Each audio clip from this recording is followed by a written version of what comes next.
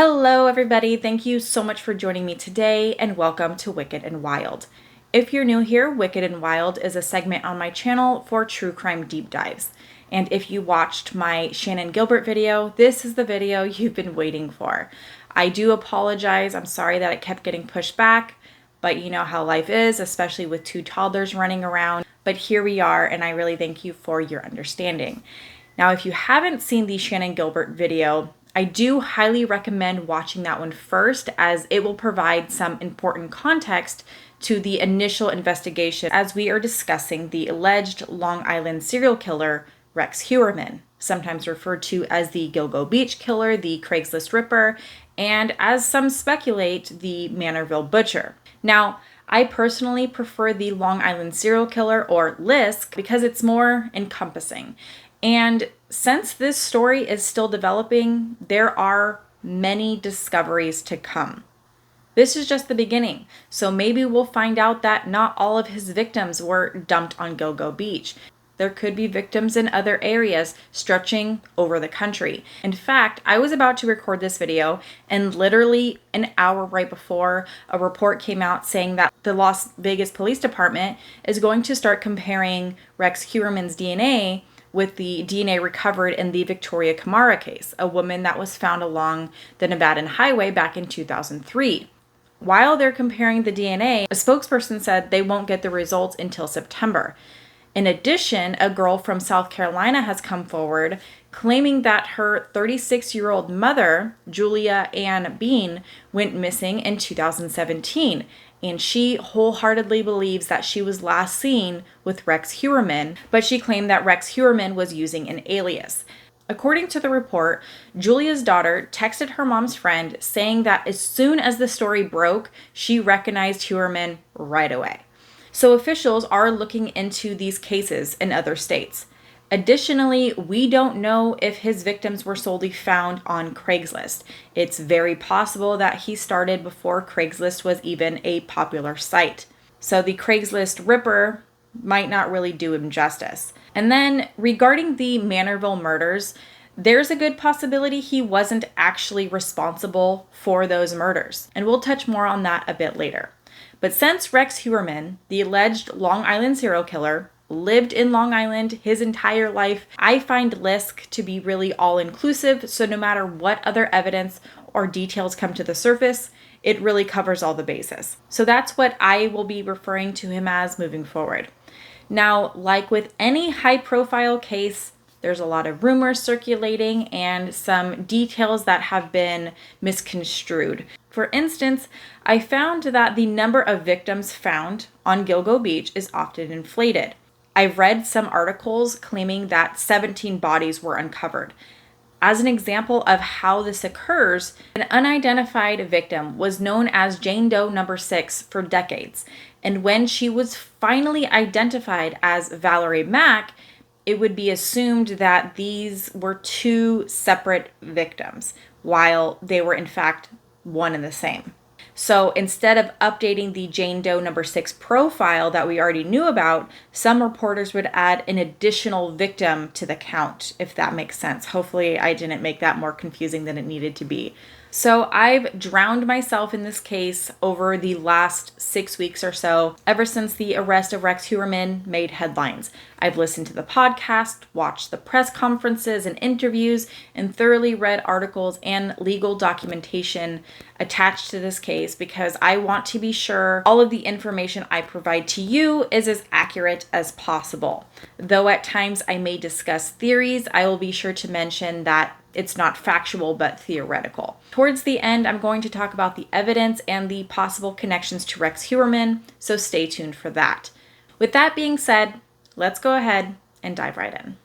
On Thursday, July 13th, 2023, Rex Heuermann, a 59-year-old architect and married father of two, was arrested and charged for the murder of 3 women and suspected of a 4th. These women were known as the Gilgo Four. The discovery of these women began over a decade ago, in December of 2010, during a search for then missing person Shannon Gilbert. Officer Malia and his canine partner were conducting a training exercise on Gilgo Beach just miles away from where Shannon was last seen when the canine uncovered a set of human remains. Officials initially believed they had found the missing woman. The remains did not belong to Shannon Gilbert. Within days of sweeping the area for additional evidence, members of the Suffolk County Police Department found another body. Days went by and they found another. A week went by and another. 3 more sets of remains, but still no Shannon Gilbert.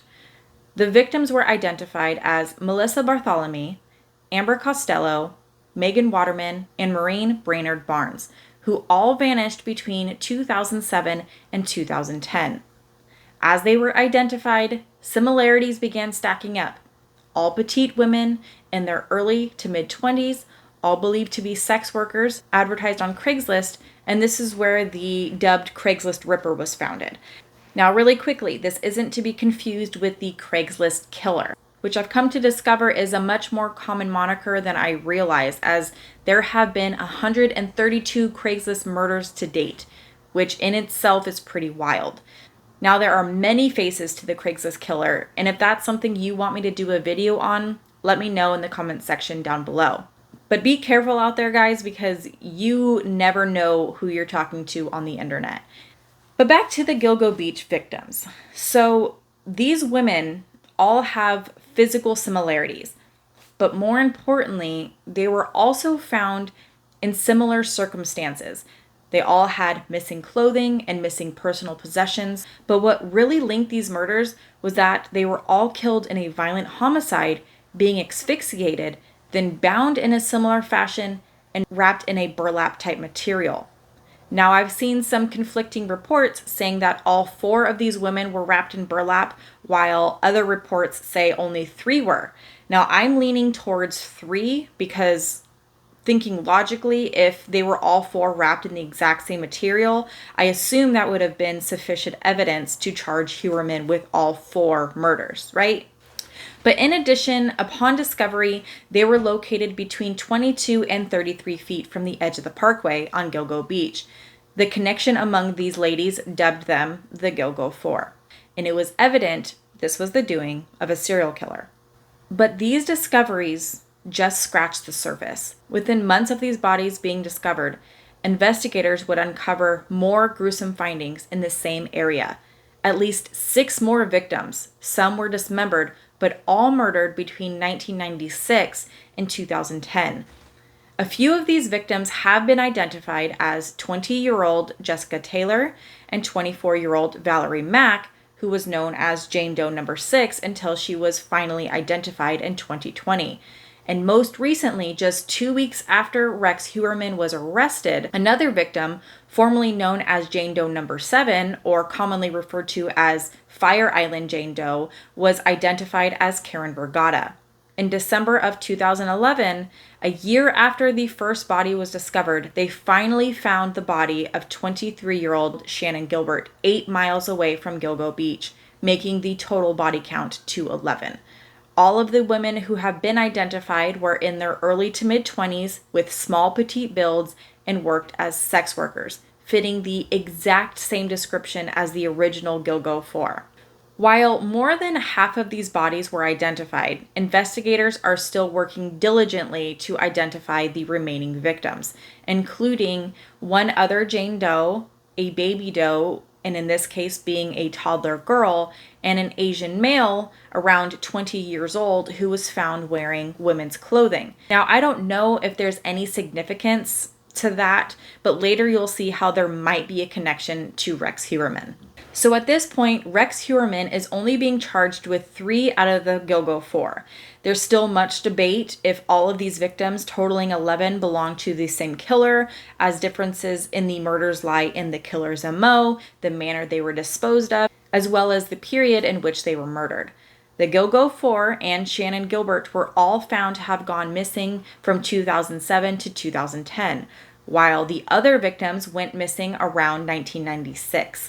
And while the Gilgo Four and Shannon Gilbert were all found intact, most of the earlier victims were dismembered, aside from the baby doe and the Asian male. Additional questions arose as body parts from the victims were found on Gilgo Beach that matched other limbs that were found decades earlier.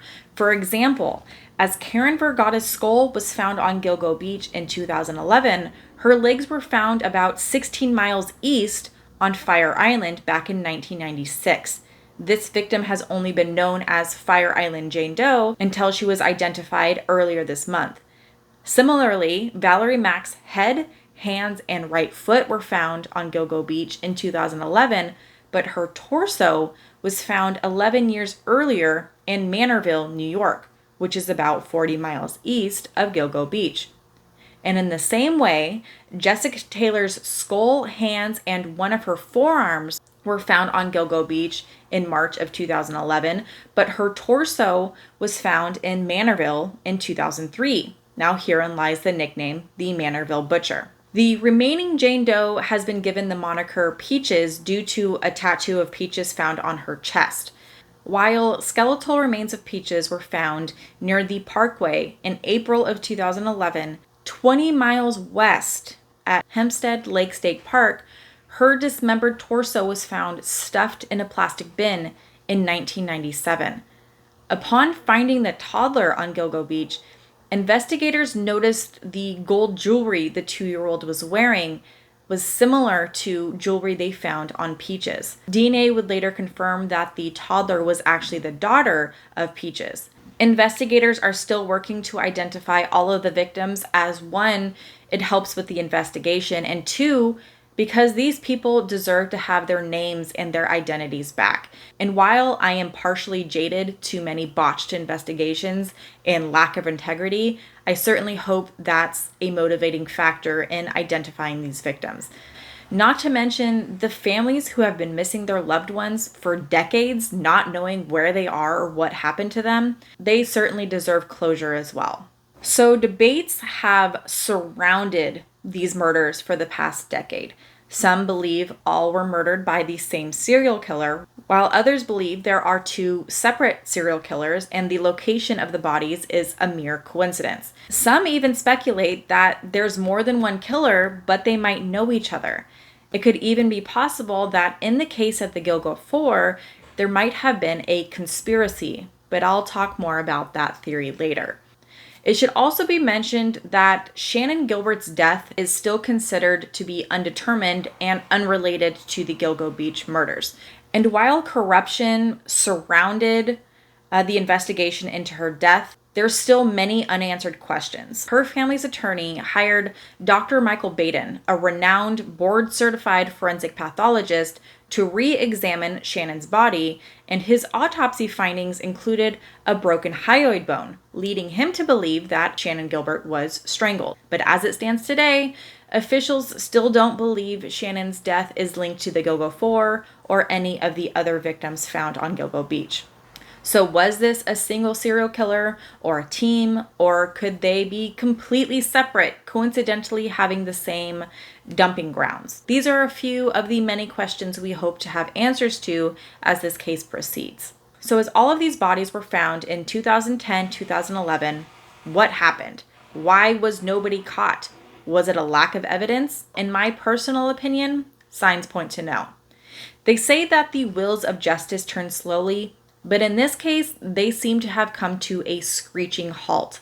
I discussed this more in depth in my Shannan Gilbert video, but just as a quick refresher, Suffolk County was engulfed in scandal all the way up to the district attorney, from cover-ups, drug issues, assault, and sexual encounters with sex workers. It's pretty unbelievable how deep the corruption went. The police chief, Jimmy Burke, the man leading the Gilgo Beach investigation, was the main focal point of all of these scandals. So his first few weeks as the police chief, he decided to fire the chief of detectives who was spearheading the Gilgo murder investigation from the very beginning. On top of that, Chief Burke severed ties with the FBI, which in itself looks suspicious, right? Under normal circumstances, you'd want as much help as you can get to solve serial murders. And while debate and conspiracy theories revolve around the motivations behind these god-awful decisions, there's no debating that these decisions directly impacted the integrity and priority of this investigation. Later, several higher-ups were tried for conspiracy, imprisoned, and ultimately they lost their positions. But more recently, disgraced ex-police chief Jimmy Burke was arrested after he allegedly tried to solicit a male sex worker. But it happened to be a sting operation. And get this, he actually tried to use his former position to get himself out of trouble. Those who arrested him actually had no idea who he was, which I just get such a kick out of. I find it hilarious. Just because of what a POS Jimmy Burke is, I'm sure that was a shot right in his narcissistic ego. But apparently he must have some pull, because he was initially charged with public lewdness, indecent exposure, criminal solicitation, and offering a sex act. But somehow he was able to have 2 of the charges dropped, which were the charges of criminal solicitation and offering a sex act. So as of now, he's facing charges of indecent exposure and public lewdness. This man is just so unbelievable. Moving on. More recently, since the corruption came to light, Suffolk County cleaned house. New faces filled the seats of the DA, the sheriff, and the police commissioner, all eager to restore the integrity of the legal system in Suffolk County. In 2021, less than a year on the job, the new Suffolk County Police Commissioner, Rodney Harrison, announced a new task force to investigate the Gilgo Beach murders. We will not rest until we bring those accountable to justice. Bringing investigators from the state, county, and FBI to all work together on this case for the first time.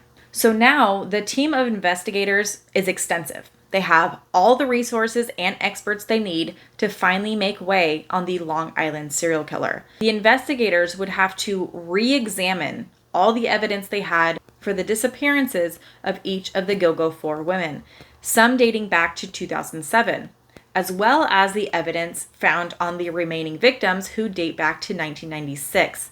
However, since Rex Heuermann is just being charged with 3 of the Gilgo 4 and is the main suspect of the 4th, I'm just going to focus on the Gilgo 4 for now, and if more information comes out linking the other victims to Lisk, I'll be sure to post updates. So who were these women before they became the Gilgo 4?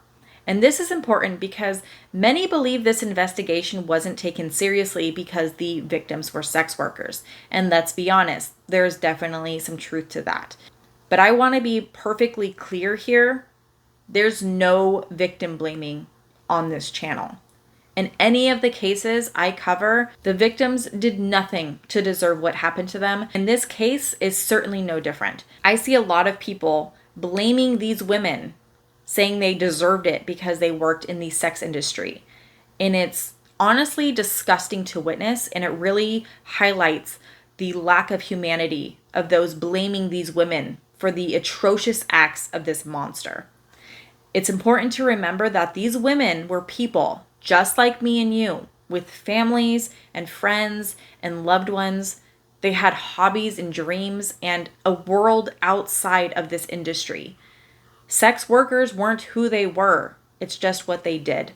Their lives were still important and valuable, and they mattered. And they deserve to be remembered for more than just being sex workers. So who were these women, and what were the last days like before they disappeared?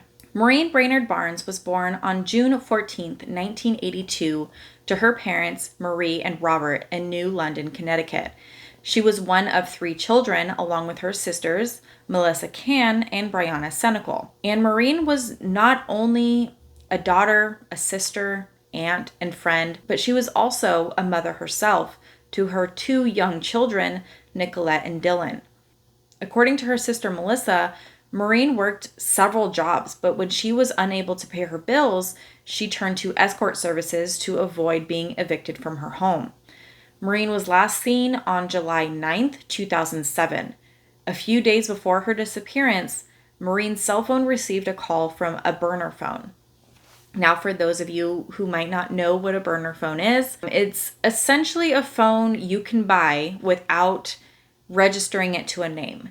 So instead of like a monthly or annual contract that you would have at like Verizon or AT&T, it's a prepaid phone, so it can be pretty difficult to track. So as you can imagine, these are pretty popular in the hands of criminals. So over the next few days until her disappearance, there were 16 interactions between Maureen's phone and the burner phone. On July 9th, her sister Melissa took her to the bus station where Maureen was headed to Manhattan. And that would be the last time Melissa saw Maureen alive.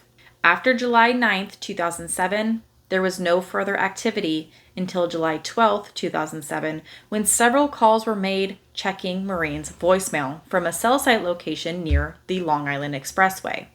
So the arrest affidavit against Rex Heuermann shows that the cell site records for the burner phone used to contact Maureen were not obtained at the time of her disappearance and unfortunately no longer exist. I believe this piece of missing evidence is one reason why Rex Heuermann has yet to be officially charged with Maureen Brainerd Barnes' murder. Melissa Bartholomew was born on April 14, 1985 in Buffalo, New York. She had one young sister, Amanda, and the two of them were the daughters of Lynn Bartholomew and Jeff Martina. Melissa had big dreams and ambitions that led her to New York City, and she fell in love with the city lights, enjoying all the excitement the city had to offer. Those who knew Melissa described her as having the most wonderful personality and being the sweetest young woman. She lived in a small basement apartment where she had like 6 or 7 cats. Her landlady remembers her as a sweet young girl and a quiet and respectable tenant. Melissa was last seen on July 10th, 2009. A week prior, she was contacted by a burner phone. Records show Melissa was contacted by the same phone on July 6th, July 9th, and July 10th, the last day she was seen alive. On July 10th, cell records indicate that the burner phone traveled from Massapequa Park to Midtown Manhattan. Later that evening, Melissa's cell phone traveled from Midtown Manhattan to Massapequa on July 11th, 2009 at approximately 1:43 a.m. The following days, Melissa's cell phone was used to check her voicemail from a cell site location in Freeport. On July 17th, July 23rd, August 5th, August 19th, and August 26th, Melissa's phone was used by a male caller taunting Melissa's family members. Her then 16-year-old sister, Amanda, recalls a man calling from Melissa's phone, telling them details of what Melissa did as a sex worker, as well as the excruciating specifics of her murder he admitted to committing after he SA'd her. The cell site locations of Melissa's phone during these calls were all in Midtown Manhattan. Megan Waterman was born on January 18, 1988 in Portland, Maine. She was a part of a large family, being daughter to Lorraine and Gregory, and one of 6 children along with her brother Gregory and her sisters Allie, Stephanie, Bethany, and Amanda. And she herself was a loving and devoted mother to her daughter Lily. She loved music and dancing, going to the beach, and spending time with her precious baby girl. Megan was last seen alive at a Holiday Inn on June 6, 2010 at approximately 1:30 a.m. Megan was contacted by a burner phone that had just been activated that same day. Megan's phone communicated with this burner phone on June 6th at approximately 1:31 a.m., which is around the time she was captured on surveillance video exiting the Holiday Inn for the last time. The burner cell phone had no further activity following that last communication.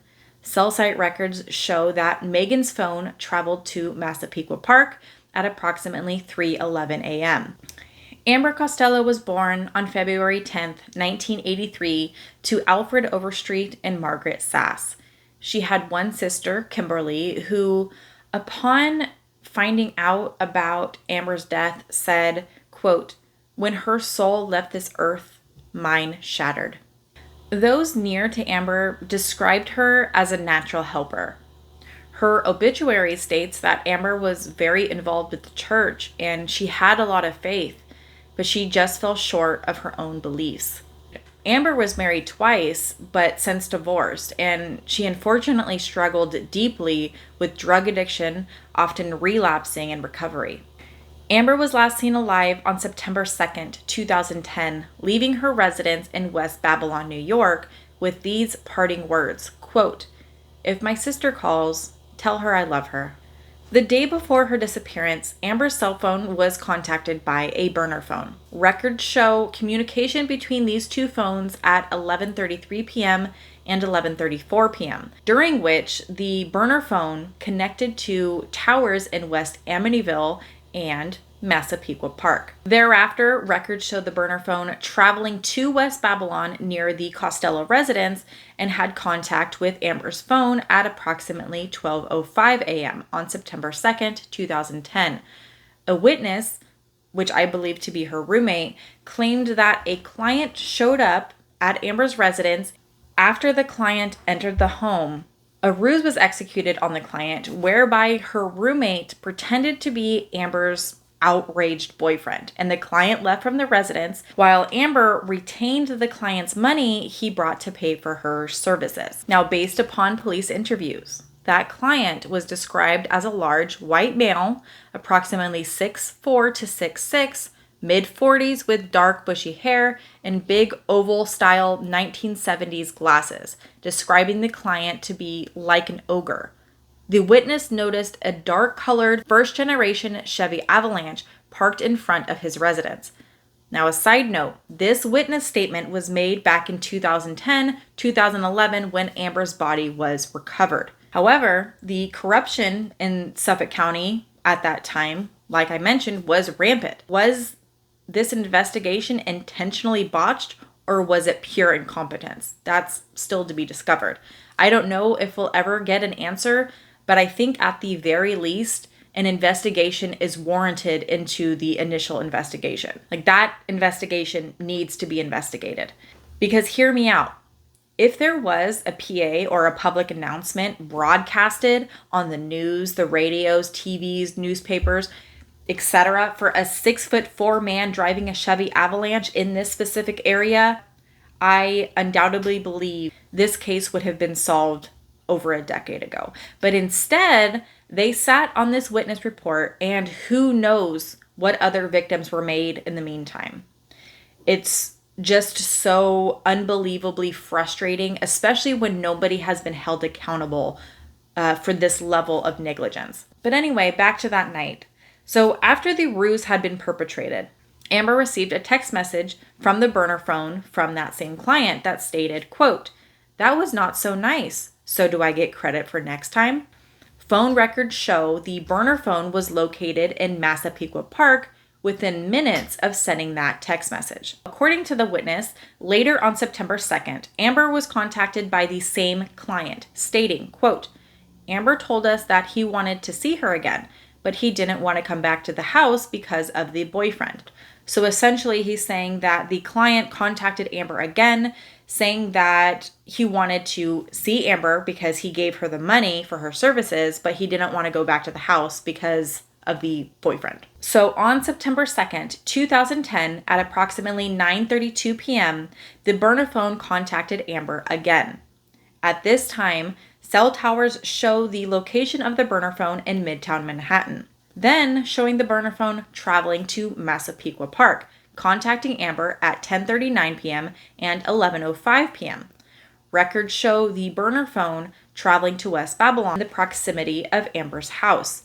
Amber walked out of the front door, leaving her phone behind, and this was the last time Amber would be seen alive. Now, the witness, or like I said, I believe it to be her roommate, observed the same dark-colored Chevy Avalanche pass the house coming from the same direction Amber had just walked towards just minutes prior. So this Chevy Avalanche was seen both times this client was there. Another piece of evidence that I completely forgot to mention in my video is this belt. This belt was reportedly found at the scene of the crime where the bodies were uncovered back in 2010 and 2011. However, the image of this piece of evidence was not released to the public until 2020. The Suffolk County Police Commissioner, Geraldine Hart, said that she released this image in hopes that it could prompt some recognition and encourage members of the public to come forward with tips. A close-up of this belt looks like it shows some embossed letters that could either be WH or HM depending on the orientation that you're holding it. And while I was doing some digging into this case, I did find that Rex Heuermann's grandfather, his name was William Heuermann, so the WH can certainly be a connection. Though as of 2023, I haven't heard of any connection or any update on this belt and whether it was actually linked to Rex Heuermann. However, it could be a piece of evidence that investigators are holding close to their chest that might come out later during trial. So investigators know a few things at this point.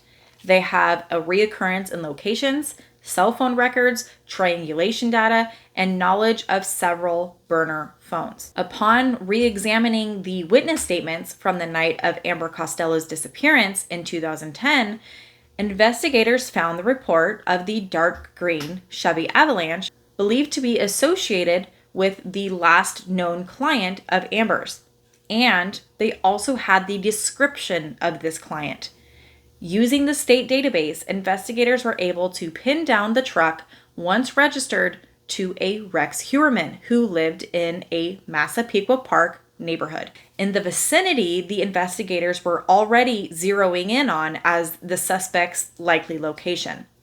With a large stature at 6'4", 240 pounds, Heuermann matched the description given by the witness over a decade ago. In early 2022, Rex Heuermann officially became their first person of interest since the investigation was reopened. It was at this point, it was time for investigators to start gathering as much evidence as they could to link Rex Heuermann to the Gilgo 4. With over 300 subpoenas and search warrants, investigators discreetly dug into Rex Heuermann's background to find reasonable cause to arrest him. Evidence they gathered at that point included his cell phone data, credit card bills, internet searches, and DNA, which ultimately led to the arrest of Rex Heuermann more than a year after he was internally declared a suspect. So let's look into this evidence. A comprehensive investigation of Rex Heuermann uncovered cell phone billing records for several burner phones. These burner phones corresponded to the same cell site locations that were used to arrange meetings with 3 of the 4 victims and consistent with the taunting calls made to Melissa Barthelomy's family after her disappearance. Documents state that as each victim went missing, the triangulation of cell towers put Heuermann in the region of each victim's phone and the burner phones he purchased. For example, on July 10th, 2009, the last day that Melissa Bartholomew was seen alive, both the burner phone and Rex's main phone were shown traveling the same path. Thereafter, Melissa's phone and Heuermann's phone traveled together eastbound towards Massapequa Park, near his residence. Later, cell site locations also tied Heuermann's phones to the calls checking the victims' voicemails after he allegedly murdered them. Heuermann and his phones, and the phones of his victims, were all connected to either Massapequa Park or Midtown Manhattan, where Rex Heuermann lived and worked, respectively. Court documents also show that Heuermann had a number of online dating profiles with fictitious names, such as Andy, which Andrew is Rex Heuermann's middle name, as well as Andrew Roberts and John Springfield. One of the burner email accounts he created shows that Heuermann conducted thousands of searches relating to sex workers, sadistic torture-related porno, and imagery depicting CSAM. Now, I'm going to read some of the searches he conducted, but be warned, it's very disturbing. But I think that it's important to understand who we are dealing with here. I will also be speaking in YouTube code in hopes that this video doesn't get taken down. So here are some of the searches found connected to his IP address. Again, you're warned. Mistress, Long Island. Mature escorts, Manhattan. Girl begging for R prawn. Teen girl begging for R prawn. Pretty girl with bruised face prawn. Torture redhead prawn. 10-year-old schoolgirl prawn. girl hogtied torture porn, and it goes on. Other searches were related to serial killers, the Gilgo Beach murders, and searches for the individual names of the victims. Some highlighted searches include, why could law enforcement not trace calls made by the Long Island serial killer? Why hasn't the Long Island serial killer been caught? And Long Island serial killer update. Also searching for Megan Waterman, Melissa Bartholomew, Maureen Brainerd Barnes, and John Bittroff. Just really quickly, I can do a whole other episode on John Bittroff, but he was a married father from Manorville, Long Island. In 2014, he was convicted for murdering 2 Long Island women, Rita Tangretti and Colleen McNamee, in 1993 and 1994, respectively. Both of their deaths were ruled homicide by strangulation after their bodies were found in a wooded area. He was also considered the prime suspect for another murder, but was never officially charged. So at one point, he was considered to possibly be involved in the Lisk case, but there was no evidence to connect him to the murders. But anyway, let's get back to the story. It's not normal to have this much interest in a serial killer, especially when you combine it with his other sadistic searches, right? And I say this as someone who does this type of research for a living. My internet search history is far from clean. However, me doing this kind of gives me a valid reason. In any normal circumstance, it's certainly cause for concern. But the greatest breakthrough for the Gilgo murder investigation has been the DNA match.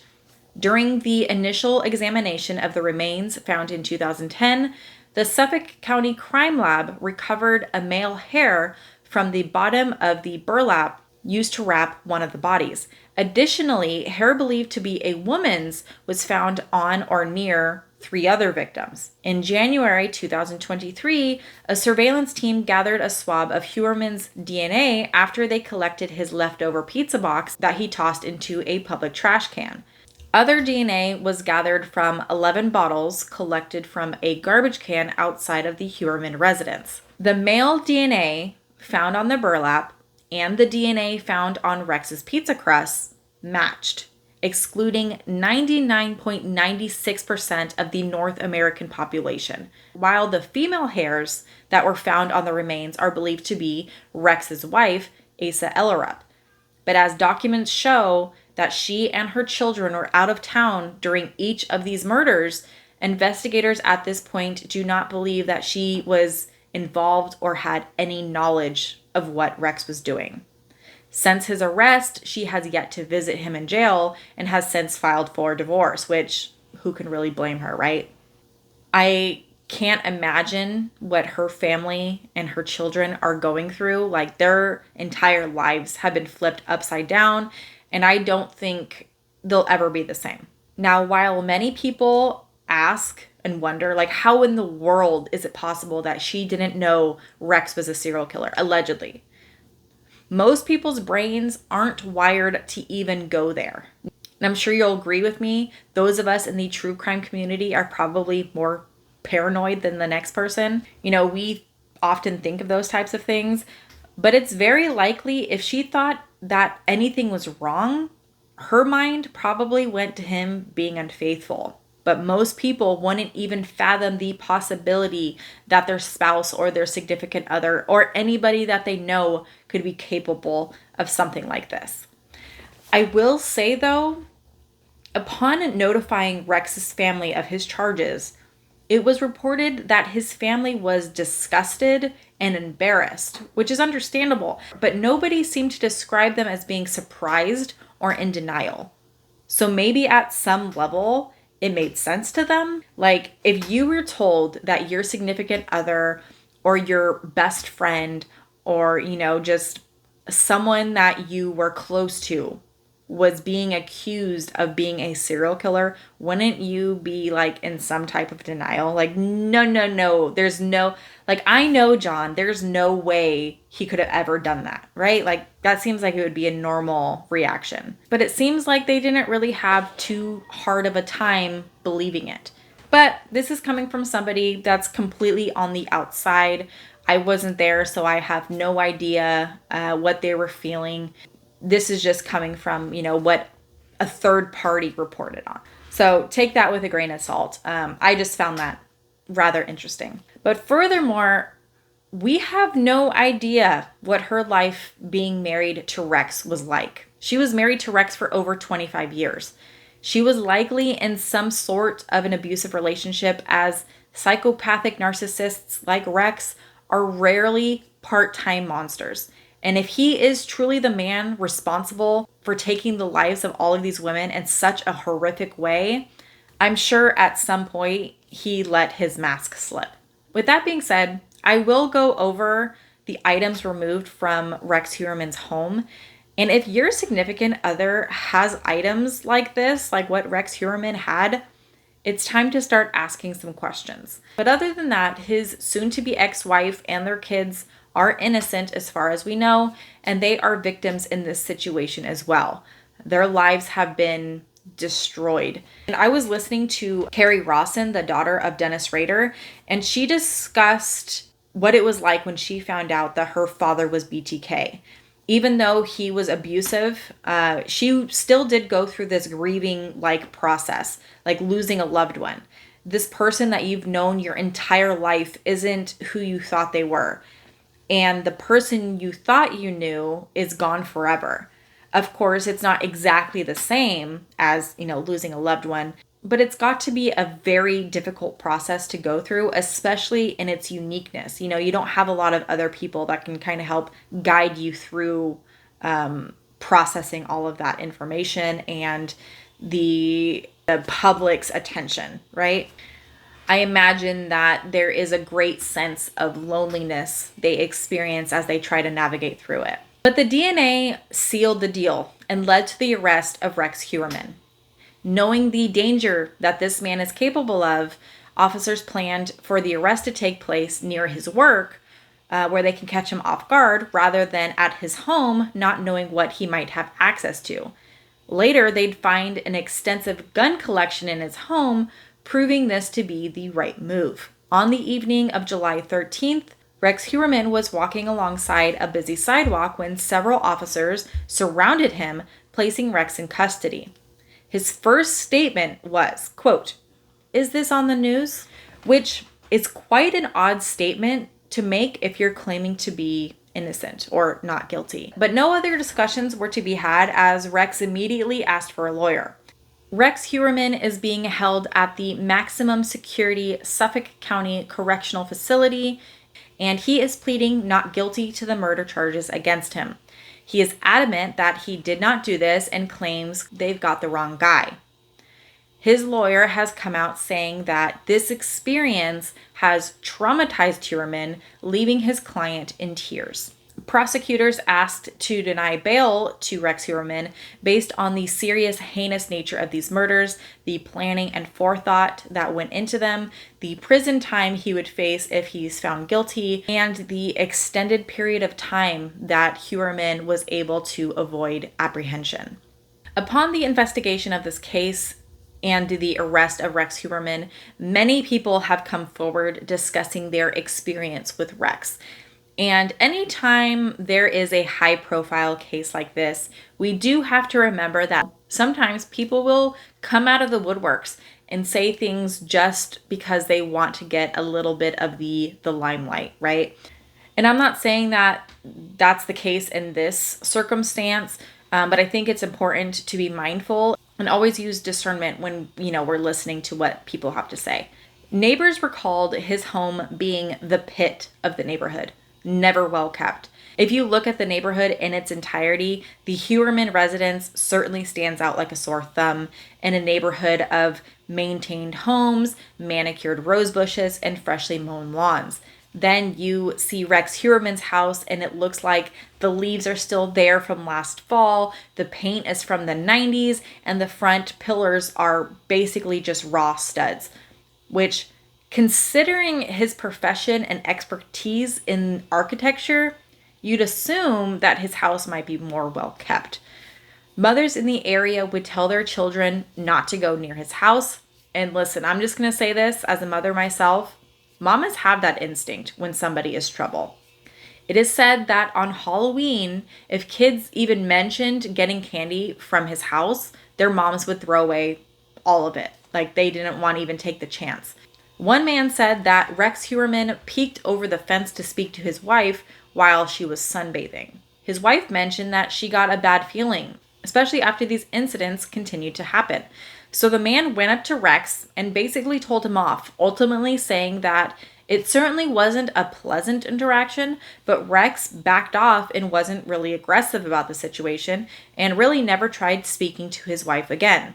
Neighbors also mentioned seeing Rex digging holes in his backyard and lighting his garbage on fire at unusual times of the night. Yeah, if you ask other neighbors, they said that he was just a really quiet woodworker who kept to himself and seemed like a pleasant man. I also found that a lot of people, including reporters, kept saying that Rex Heuermann was just an average, regular Joe Schmo. I could not disagree more. When I look into the eyes of this man, like it gives me the heebie-jeebies. I can literally feel like the hair standing up on my neck. And maybe that's just because I have this idea of who he is after he's been arrested. Maybe I wouldn't have that same perception if I had just like walked past him. There's just something that's very unsettling about him. I don't know. Am I alone here? Like, it's in the eyes. They say the eyes are the windows of the soul. And when I look in his eyes, it's just, there just seems to be a lot of darkness there. But that's just my opinion. I don't know. What do you guys think? Do you think he just looks like a regular average person? A former escort, Nikki Brass, has since come out claiming that she had a date with Rex Heuermann back in 2015 when she was a sex worker. She describes the encounter as creepy, recalling Rex asking her if she was a fan of true crime. He then began asking funnel questions about the Gilgo Beach killer and specifically asked if he thought Shannan Gilbert was related to the Gilgo Beach murders. Nikki said that she did believe that Shannan Gilbert's murder was connected to the Go-Go 4, to which Rex replied, "So do I." She then claims Rex would kind of stare off into space, almost as if he were reliving a memory. Nikki said she didn't speak out earlier because she was a sex worker at the time with a criminal record and she was afraid of getting into trouble with law enforcement. Another woman by the name of Dominique Vidal posted her experience with Rex Heuermann. She said she met Rex at a networking group because she's an interior designer, so they're, in the same industry. She worked with Rex on multiple occasions. Dominique said that she found out that Rex Heuermann was arrested after her boyfriend called her and told her, "Hey, by the way, Rex Heuermann? Yeah, he was arrested and they think that he's a serial killer." And long story short, neither Dominique or her boyfriend also knew Rex, neither of them were surprised. She said that Rex seemed very full of himself. She goes on to describe an event where she and Rex were out for drinks, mingling like you're supposed to while you're networking, right? And she says that the entire time Rex was focused on talking about the Gilgo Beach killer, saying that, "Oh yeah, this is, one of the serial killers that hasn't been caught yet, and he's from my hometown." And the whole interaction was just very odd. She said that while she wasn't close to Rex Heuermann, her experience with him left a huge impression on her, where he just seemed like a very odd and unwelcoming person in an industry where people were typically very friendly and welcoming. On TikTok, she also shared a voicemail that Rex Heuermann had left her. Take a listen. Hey guys, I'm going to upload the voicemail from Rex Heuermann. He left this for me end of February after I left the group. Previous to that, he did call me a couple of times. I answered the phone, nothing really significant. I found it odd. He was calling me because he had no work for me. I had no work for him. There was no ongoing relationship. We were just two people who used to be in the same networking group. So, take a listen. Hey, this is Rex. I heard you are no longer part of the group. I still wanted to talk to you. I had a question for you. I also wanted to touch base. So if you get an opportunity, you can always try me at the office. Hope you're doing good. Hope to talk to you soon. But to actually find out that you were interacting with a serial killer, you've got to be asking yourself some questions. Like if you could have been a victim yourself, or if you saw the signs, I'm sure that experience would keep you up at night. So after his arrest, investigators gathered evidence from the Heuermann home for more than 2 weeks, specifically looking for trophies such as locks of hair or jewelry or perhaps the missing clothing from the victims. And they're also trying to establish if his home was the location of where these murders took place. Crime scene tape surrounded the beaten down red house as true crime enthusiasts from around the area surrounded the home, starkly watching as investigators carted out dozens and dozens of boxes of evidence, including a large doll in a glass case, a large portrait of a woman with a bruised face. Now, this portrait, it seems to match some of the descriptions in his search history, right? Like pretty girl with a bruised face. So I'm wondering if they took that as evidence to kind of show that Rex had some deep hatred for women while proving that these searches were indeed conducted by him. More items investigators took include a filing cabinet, a large box that was covered in a gray tarp, so you can't really tell what it is, which to me kind of looks like it could be like a chest freezer. I don't know. What do you guys think it is? Other evidence taken included a few computers, a large picture frame, a mirror, and more than 300 firearms found in a large walk-in basement type vault, locked behind a big iron door. Now, when this came out, rumors started circulating like wildfire, saying that this vault was a soundproof room, leading people to believe that it was potentially like a kill room of sorts. However, Police Commissioner Harrison put those rumors to rest, explaining that this room was just a large vault. It is still quite strange to have such a big room behind an iron door. Definitely not something that you would find in any average home. In regards to the firearms, it is said that Rex Heuermann was an avid hunter, thus the guns would make sense, especially considering that most of them were long guns. With this piece of information, it's common for hunters to wear camouflage like burlap to avoid, detection. So I'm curious to see if these investigators will be able to match the burlap found on the girls to burlap he might have had in his house. Of course, the DNA is hard to dispute, but his defense attorney may argue that hair is transferable DNA, thus could cause reasonable doubt amongst the jury. But if prosecutors are able to match the burlap, that would be significant in solidifying the evidence. So it'll be interesting to see how that plays out. But at this point, they essentially took everything. They even took his animals, which, if I'm not mistaken, was 2 cats and his stepson's service dog, which at first I was questioning if they were looking for animal hair that might have been on the victims that they could compare to the animals he had at home. But as of now, nothing like that has come out. Now, this part actually made me pretty upset with the investigators because instead of giving the pets back to the family once they were able to move back into the house, they brought them to the kill shelter. Like, that's so wrong, especially the service dog. Not only are those animals incredibly expensive and difficult to train, like the training that goes into these animals is very extensive, but the bond between a service dog and their human is very unique and plays an important role. It was just a disgusting action on behalf of the state. Thankfully, Asa was able to recover the animals before they were euthanized, and she brought them back home. Some experts are saying that the investigators should have taken the house down to the studs so they can look behind the drywall, as serial killers have been known to hide their trophies inside the walls. Many have claimed that Rex Heuermann was not an organized person and a bit of a pack rat, so there was clutter everywhere and junk, and they didn't leave anything to chance.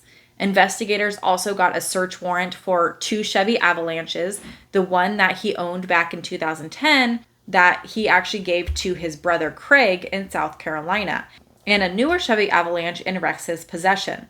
Now, this is where the investigation can get very interesting. According to the search warrant for the Chevy Avalanche that Rex owned in 2010, but now it's registered to his brother Craig, according to that warrant, the truck apparently contains contraband, evidence, instrumentalities regarding the charge of murder in the first degree, murder in the second degree, patronizing a person for prostitution in the third degree, and conspiracy to commit said offenses.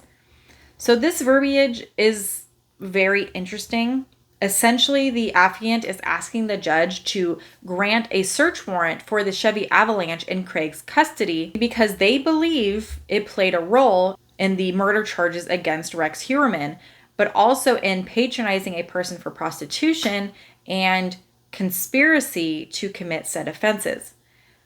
Now, I'm just speculating here. I'm certainly not a lawyer, but I'm going to try to make some sense out of this. So this is just my theory. But to suggest there might be conspiracy in these crimes indicates they believe there could have been more than one person in said criminal conduct. Now, it is possible they could just mean conspiracy to commit prostitution, right? Because it takes two to commit that crime. Though in New York, that crime is a mere misdemeanor.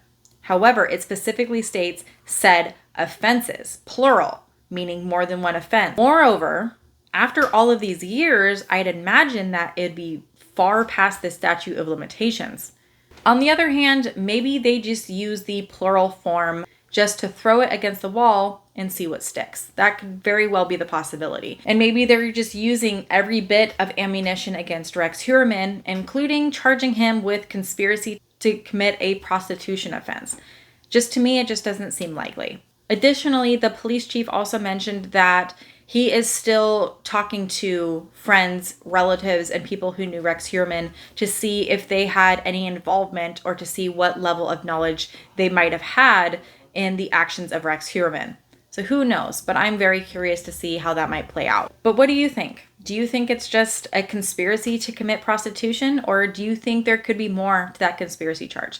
A week into the search, the excavation of Heuermann's backyard began, ensuring no stone is left unturned. A spokesperson said while there were no remains in the backyard, they are not ruling out whether murders did or did not occur in the home until forensic testing is complete.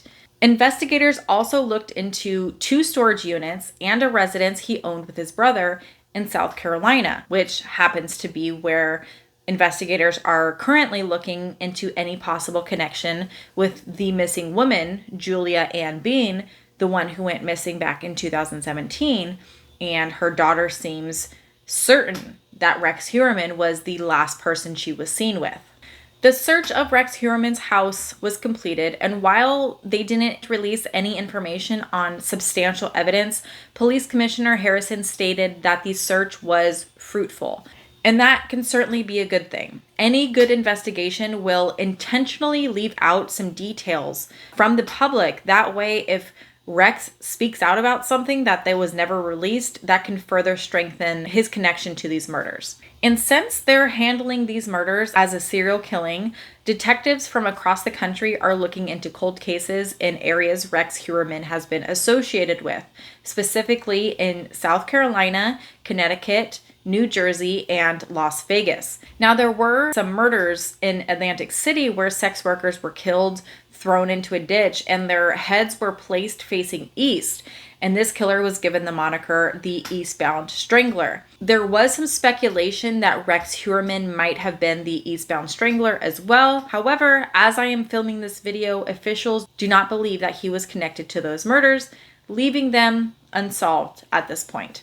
On August 1st, 2023, Rex Heuermann had his first court hearing since pleading not guilty. He wore khaki pants, a light blue button-up shirt, and a black jacket. Dozens of police officers guarded every entrance as Rex stood towering over everybody else in the courtroom. Prosecutors have claimed that they have a vast trove of evidence providing the defense with autopsy reports, phone records, DNA evidence, billing records for burner phones, and evidence they uncovered in his home.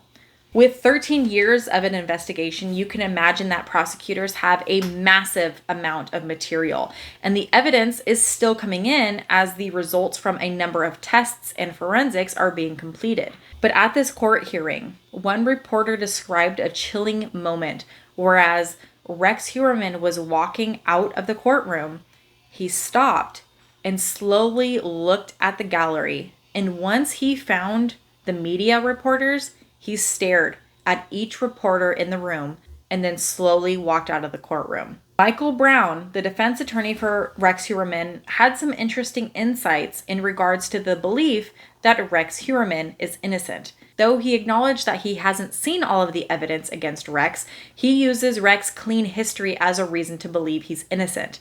He goes on to claim that in the eyes of the public, the media has already determined Rex Heuermann as guilty, but he offers no rebuttal to any evidence suggesting otherwise, which certainly seems like an odd tactic. But again, this is coming from somebody with no law degree. But hear me out. I do agree with him that in the eyes of the public, the vast majority of people believe that Rex is guilty. But that's one, because of the evidence that the prosecutors claim to have. Furthermore, we're going off a one-sided story. Nobody is going to believe your story if you refuse to tell it. And in many cases, not telling your side of the story makes you look even more guilty. If you were trying to defend somebody, wouldn't you want to tell their side of the story to the public? Or would you rather keep it hidden until the trial? But now that I think about it, maybe this guy is onto something.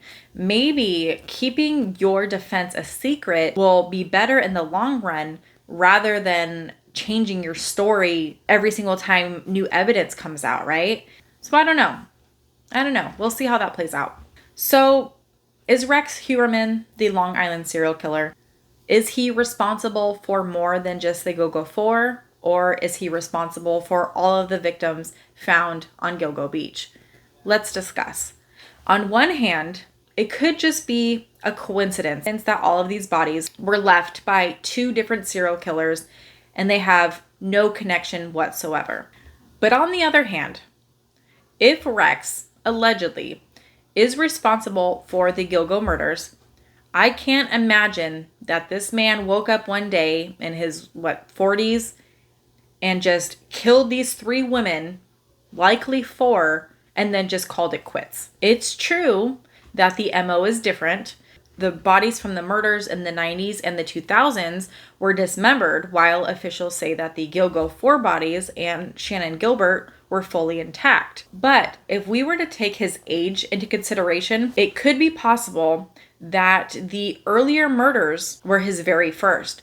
So he'd be younger, stronger, have more energy, and perhaps since this was like a new venture, he felt more of a thrill and excitement. Whereas the later murders, maybe he doesn't have the energy to do all that extra work. And if he's been doing this for a couple of decades, he probably lost his initial enthusiasm, right? Like anytime you do something at first, you're excited, you're pumped, you're ready to go. And then after you've been doing it for, a couple years or decades, you lose that initial enthusiasm. There are so many explanations that could explain why he could have changed his MO if he had truly been doing this since the 90s. Perhaps his later murders were just feeding that basic need. Just to support this theory further, since his arrest, his internet searches were released. One search shows Rex Heuermann looking up Asian twink, which, if I'm not mistaken, is essentially a kink for gay Asian men. And one of the other bodies outside of the Gilgo 4 was an Asian man who was apparently wearing women's clothing.